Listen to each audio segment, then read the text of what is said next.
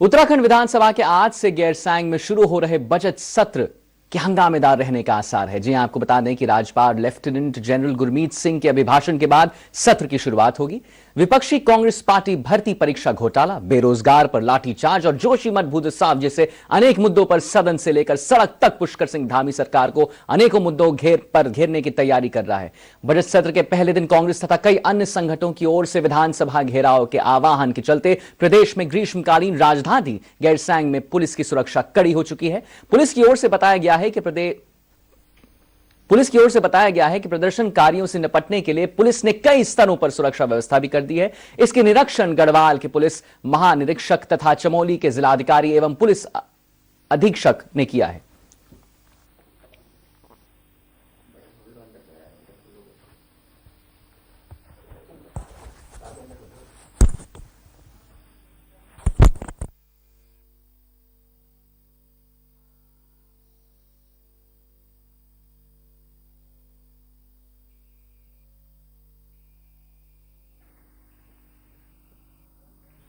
उत्तराखंड विधानसभा के और ज्यादा जानकारी के लिए हम बात करेंगे संवाददाता अरुण मैथानी जी से। आइए बात करते हैं हम हमारे संवाददाता हैं अरुण मैथानी जी, जिनसे हम बात करेंगे।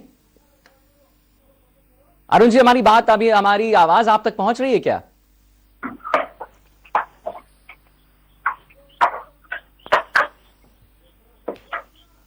हमारी एसोसिएट एडिटर हैं ज्योत्सना जी, जिनसे हम बात करने वाले हैं। ज्योत्सना जी, हमारी आवाज पहुंच रही है आप तक?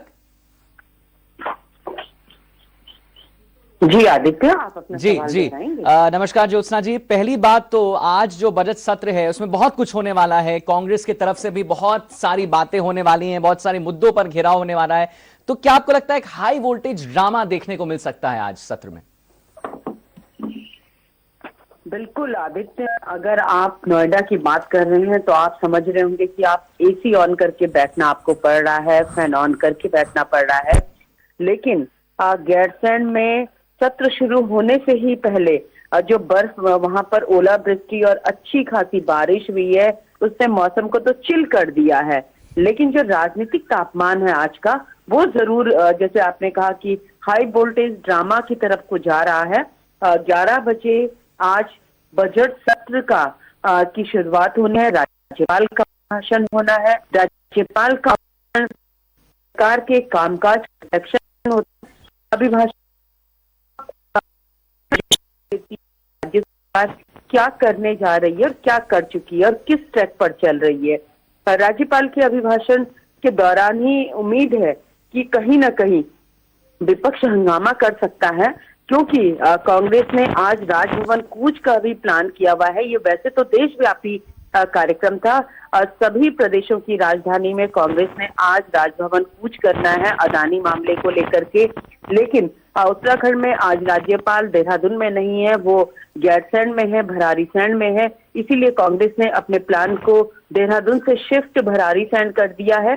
तो ये आज राजभवन कूच है और इसमें अदानी के साथ साथ राज्य के इश्यू को भी जोड़ दिया गया है। चाहे हम लॉ एंड ऑर्डर की बात करें, युवाओं पर लाठीचार्ज की बात करें, भर्ती परीक्षाओं में जो पेपर लीक हो रहे हैं उनकी बात करें, अंकिता भंडारी केस की बात करें, भ्रष्टाचार की बात करें, ये सभी विषय आज कांग्रेस ने ले लिए हैं और प्रदेश अध्यक्ष की अगुवाई में ये मार्च होना है। कुल मिला के कह सकते हैं कि विपक्ष ने भी तैयारी की है कि वो सरकार को सदन में भी और सड़क में भी दोनों जगह घेरेगा।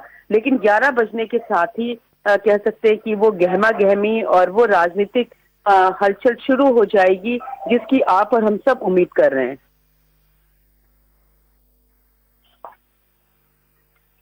जैसा आपने बताया कि कांग्रेस कूच किया राजभवन को, तो कांग्रेस की तरफ से और क्या देखने को मिल सकता है? देखिए, आज जो सबसे पहले होता है कि राज्यपाल का अभिभाषण। राज्यपाल के अभिभाषण के बाद सदन में कोई कार्रवाई नहीं होती है। अब दोपहर बाद जब भोजनावकाश के बाद सदन बैठता है तो राज्यपाल की अभिभाषण का पाठन हो जाता है, यानी कि उसको सदन की प्रॉपर्टी बना लिया जाता है ताकि राज्यपाल के अभिभाषण पर धन्यवाद प्रस्ताव पर चर्चा हो सके आगे। तो आज का जो एजेंडा है मुख्य तौर पर यही है। रही बात कांग्रेस की, तो जैसे मैंने कहा कि राज्यपाल के अभिभाषण के दौरान कांग्रेस सदन के अंदर हंगामा कर सकती है, सदन से वॉकआउट कर सकती है और सड़क में यानी सदन के बाहर कांग्रेस का आज राजभवन कूच है, विधानसभा घेराव कार्यक्रम है, तो उसके तहत कांग्रेस का प्रदर्शन होना है। और जंगल चट्टी जो भरारी सैंड से लगभग 10 किलोमीटर की दूरी पर है, वहां पर सभी लोगों को इकट्ठा होने को कहा गया है। और जंगल चट्टी के बाद ये कूच होगा। हालांकि दिवाली खाल में ही बैरिकेटिंग लगे हुए हैं, जंगल चट्टी में बैरिकेटिंग लगे हुए हैं, भरारी सैंड तक किसी को भी ना पहुंचने दिया जाए, इसके लिए चाक चौबंद इंतजाम पुलिस ने किए हुए हैं। खुद डीजीपी वहां पर कमान संभाले हुए हैं, एडीजी लॉ एंड ऑर्डर से लेकर एडीजी इंट से लेकर तमाम आला अधिकारी वहां पर हैं। अपर मुख्य सचिव गृह ने कल खास तौर पर बैठक ली है वरिष्ठ पुलिस के और प्रशासन के अधिकारियों के साथ, जिला प्रशासन के अधिकारियों के साथ। तो कुल मिला के सरकार ने भी अपने तरीके से इंतजाम किए हुए हैं और कांग्रेस के पास मौका है, क्योंकि विपक्ष के लिए अपनी बात कहने का जो सबसे उचित प्लेटफॉर्म होता है वो होता है सदन या विधानसभा घेराव। तो वो दोनों हथकंडे आज कांग्रेस अपनाने जा रही है। जी, सुरक्षा के इंतजाम आपने बात की ज्योत्सना जी, और क्या इंतजाम किए गए हैं सुरक्षा की कि कोई वो जो हाई वोल्टेज ड्रामा जिसकी हम लोग बात कर रहे हैं वो ना हो, उसे रोका जा सके?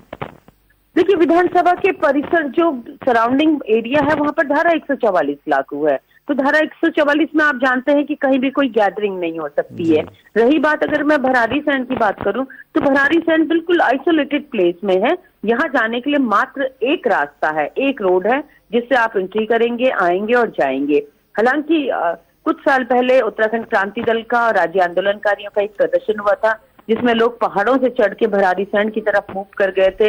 लेकिन इस बार पुलिस को इस बात का भी जो एक अंदेशा है उसके तहत भी सुरक्षा को चाक चौबंद किया गया है और जगह जगह बैरिकेटिंग बनाए गए हैं। जो हमारी जानकारी है लगभग 11 बैरिकेटिंग अलग अलग जगह बनाए गए हैं, क्योंकि गैरसैंण की ऐसी जगह है जहाँ कुमाऊं से भी एंट्री है और गढ़वाल से भी एंट्री है। और जैसे मैंने कहा कि जो विधान भवन है वो बिल्कुल अलग स्थान पे है, वहां जाने के लिए सिर्फ और सिर्फ एक सड़क है, उसको भी पूरी तरीके से सील किया गया है। अनुज, आदित्य जी, हम आपसे फिर बात करेंगे। बहुत बहुत धन्यवाद, आपने महत्वपूर्ण जानकारी दी है कि आज क्या हो सकता है जो हाई वोल्टेज ड्रामा की हम बात कर रहे हैं और क्या देखने को मिल सकता है। वक्त है एक ब्रेक का, जल्द लौटते हैं कुछ अन्य खबरों के साथ।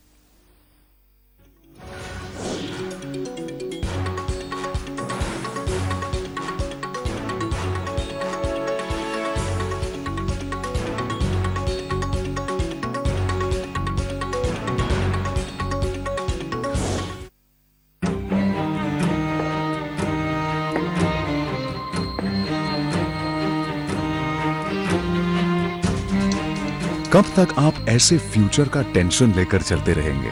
LIC के न्यू पेंशन प्लस के साथ अपनी पेंशन का प्लान बनाइए, क्योंकि ये प्लान आपके फ्यूचर के लिए मार्केट लिंक्ड वेल्थ क्रिएट करता है। और तो और इस प्लान में गारंटीड एडिशंस के साथ पेंशन पाने के कई ऑप्शंस भी हैं, so that you grow young and tension free. LIC, हर पल आपके साथ।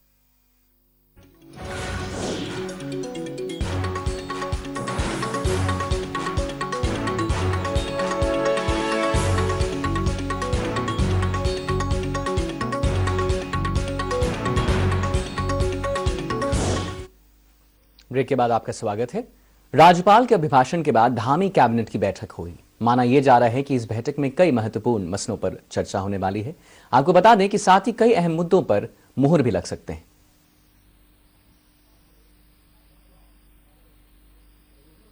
और ज्यादा जानकारी के लिए हम बात करेंगे हमारे एसोसिएट एडिटर ज्योत्सना जी से।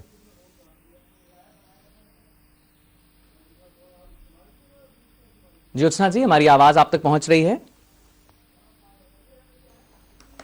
जैसा कि राज्यपाल के अभिभाषण के बाद धामी कैबिनेट की बैठक होनी है, हमने आपको बताया। माना क्या जा रहा है? माना यह जा रहा है कि इस बैठक में कई महत्वपूर्ण मसलों पर चर्चा हो सकता है, साथ ही कई अहम मुद्दों पर मोहर भी लग सकते हैं। आज जो है वो बजट सत्र है और जैसा कि हमें अभी हमारी एसोसिएट एडिटर जो हैं ज्योत्सना जी वो बता रही थी कि क्या क्या हो रहा है, क्या क्या हो सकता है। कांग्रेस आज कूच करने वाली है। उन्होंने कहा कि आज बारिश है, बड़ा चिल का माहौल है, लेकिन राजनीति में जो तापमान, राजनीतिक तापमान है वो बड़ा ही हॉट और हाई हेडेड है। काफी उसमें जो है हाई वोल्टेज ड्रामा देखने को मिल सकता है। कैसे बेरोजगार और भर्ती परीक्षा पे बात हो सकती है, बात होगी। और हम लोग ने बात किया जिसपे हमने जो हमारी एसोसिएट एडिटर हैं उन्होंने हमें अवगत कराया इस बात से कि सुरक्षा के भी कई इंतजाम किए गए हैं कि कैसे एक बड़े ही रिमोट जगह पे भराड़ी सैंग है, जहां पे 144 लागू कर दिया गया है। 144 जो है गैरसैंग में लागू कर दिया गया है ताकि कोई दिक्कत ना हो, कोई प्रॉब्लम ना हो, किसी भी प्रकार की कोई दिक्कत ना हो, कोई हंगामा ना हो सके।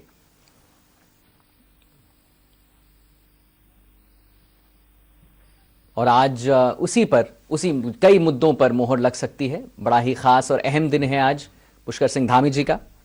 उन्होंने अपने अभिभाषण में भी कहा है, पहले अब उन्होंने अपने एक बाइट में भी कहा है कि भगवान के शुक्रगुजार हैं वो कि उन्हें मौका मिला कि वो बजट सत्र में शामिल हो सकें।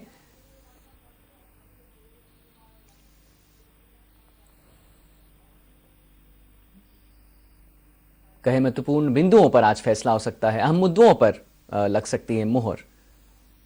धामी कैबिनेट की आज जो मीटिंग है वो आज होने वाली है। कई महत्वपूर्ण बिंदुओं पर आज चर्चा भी होगी और अहम मुद्दों पर बिंदु भी लग सकती है।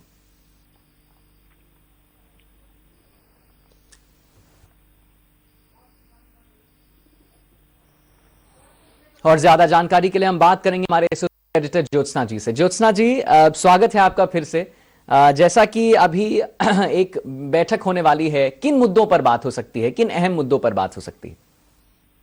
देखिए, कैबिनेट की बैठक है, ये राज्यपाल के अभिभाषण के बाद होनी है आदित्य। और जब आप जानते हैं कि विधानसभा का सत्र चलता है तो जो भी विधेयक सदन पटल पर रखे जाने हैं उनको लेकर के पहले कैबिनेट का अप्रूवल बहुत जरूरी होता है। कैबिनेट के अप्रूवल के बाद ही वो विधेयक सदन पर रखे जाने हैं। जैसे हमको संसदीय कार्य मंत्री ने भी बताया था कि लगभग 11 विधेयक सदन पटल पर रखे जाने हैं। तो उसी क्रम में जो आज की कैबिनेट होगी उसमें कुछ विषय आ सकते हैं। जैसे कुछ जानकारी इस तरीके की मिल रही है कि नई आबकारी नीति को लेकर भी आज कैबिनेट में चर्चा हो सकती है, क्योंकि 1 अप्रैल से राज्य में नई आबकारी नीति लागू होनी है। तो उसको लेकर भी सदन का अप्रूवल भी बहुत जरूरी है, यानी सदन में अनुमोदित होना भी जरूरी है। तो वो आ सकती है। इसके अलावा कई नीतिगत मसले आ सकते हैं। हो सकता है कि जो जोशीमठ आपदा है उसमें जो भी लगातार कुछ ना कुछ संशोधन हो रहे हैं, कुछ ना कुछ अमेंडमेंट उसमें हो रहे हैं, तो उसे लेकर भी आज कैबिनेट में चर्चा हो सकती है। जी जी। और कैबिनेट में जो ये चर्चा होगी, आपने बताया कि कौन अहम जो मुद्दे हैं उस पर चर्चा होने वाली है। और क्या लगता है इस बार, जैसे हमारे जो पुष्कर सिंह धामी जी उन्होंने कहा है कि वो बहुत शुक्रगुजार हैं भगवान के, उन्हें ये पहला बजट देखने को मिल सकता है। उनके तरफ से आपको क्या लगता है, क्या क्या बातें हो सकती हैं, क्या क्या उठ सकती हैं? क्योंकि उन्हें तो घेराव बिल्कुल किया जाएगा भर्ती परीक्षा को लेकर। देखिए, अगर मैं कैबिनेट की बात करूं तो कैबिनेट तो कलेक्टिव रिस्पॉन्सिबिलिटी होती है। कैबिनेट में हर कह सकते हैं कि विभाग के विषय आते हैं, हर मंत्री अपने अपने विभाग के विषय रखता है। तो इसमें अलग से कोई पॉलिटिकल वर्जन तो नहीं हो सकता, नीतिगत विषय ही इसमें होंगे।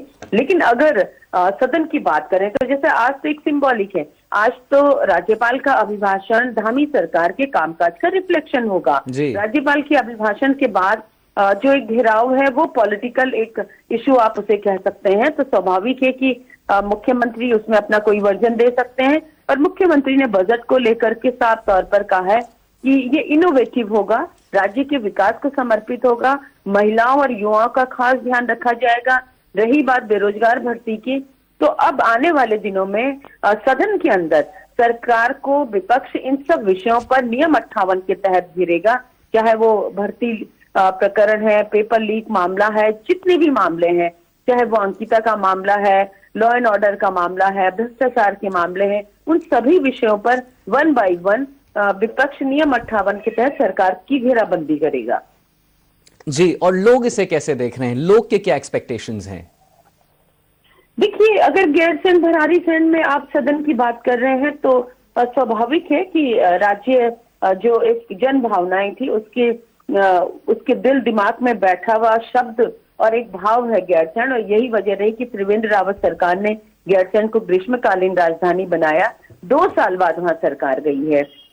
तो स्थानीय लोग खुश हैं। हालांकि कहीं ना कहीं लोग इसे कहते हैं कि सरकार हॉलीडे मनाने यहाँ आती है, यानी 2-4 दिन के लिए पिकनिक मनाने आती है। पहाड़ के विकास के प्रति कोई भी सरकारें बहुत ज्यादा संजीदा नहीं रही, इस तरीके के आरोप लगते हैं।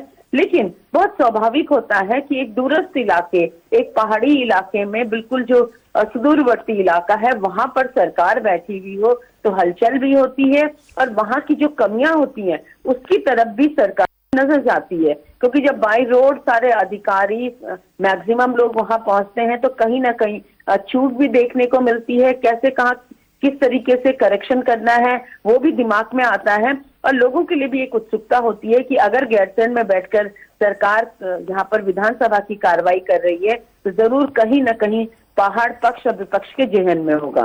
जी, आपने बताया कि पहाड़ के विकास में भी बात होगी, क्योंकि अभी भी कुछ दिन पहले मैंने पढ़ा था कहीं कि पहाड़ से लोग ना जाएं, उसके बारे में बहुत सरकार कर रही है। तो आपको क्या लगता है पहाड़ के विकास के लिए क्या क्या देखने को मिल सकता है? देखिए, विकास को लेकर के हर सरकार अपना अपना एजेंडा रखती है, और राज्य का निर्माण ही आदित्य उत्तराखंड पहाड़ की उपेक्षा को लेकर हुआ। अलग राज्य की लड़ाई ही इसलिए लड़ी गई कि कहीं ना कहीं पहाड़ वासियों को लगा कि पहाड़ उपेक्षित हैं। अब बजट में देखना होगा कि सरकार ने खास तौर पर ग्रामीण इलाके के लिए, पर्वतीय इलाके के लिए क्या रखा है, किस तरीके के विकास का खाका रखा गया है। अब ये बजट में देखने वाली बात होगी। हालांकि वित्त मंत्री और मुख्यमंत्री यही दावा कर रहे हैं कि इस बार का बजट कुछ खास होगा। जी, और ये जो मुख्यमंत्री और वित्त मंत्री जी जो कह रहे हैं कि इस बार का जो बजट है वो कुछ खास होगा, अलग होगा, क्या खास देखने को मिल सकता है? मेरा आखिरी सवाल आपसे। देखिए, हम कयास ही लगा सकते हैं, क्योंकि बजट बेहद गोपनीय होता है। बजट को कहीं भी किसी भी तरीके से लीक नहीं किया जाता है। हालांकि एक टेंटेटिव फिगर सामने आया है कि लगभग 80,000 करोड़ के लगभग का होगा। वो थोड़ा सा प्लस माइनस हो सकता है, क्योंकि फाइनल फिगर एक दिन पहले ही उसे एक किस्म से तैयार किया जाता है। जिसे दोनों लोग दावा कर रहे हैं कि पहाड़ की मांग भी है, जो यहाँ की आवश्यकता भी है कि विकास होना चाहिए, समयबद्ध तरीके से विकास होना चाहिए। और जैसे मैंने कहा कि गैरसैंण जन भावना में इसलिए है कि पहाड़ की राजधानी पहाड़ में होगी, तो पहाड़ के विकास के प्रति एक सोच डेवलप होगी, नई सोच डेवलप होगी, जिसमें एक देहरादून में बैठ के या एक ही रूम में बैठकर योजनाएं नहीं बनेंगी, बल्कि धरातल पर वहां की वास्तविकता जानकर योजनाएं बनेंगी। तब इंतजार करना होगा कि इस वाले बजट में पहाड़ के लिए, पहाड़ की महिलाओं के लिए, युवाओं के लिए क्या खास होने वाला है। जी, बहुत बहुत धन्यवाद ज्योत्सना जी, आपने बहुत महत्वपूर्ण जानकारी दी। अब देखेंगे तब जब ये बजट सत्र पूरा हो जाएगा, उसके बाद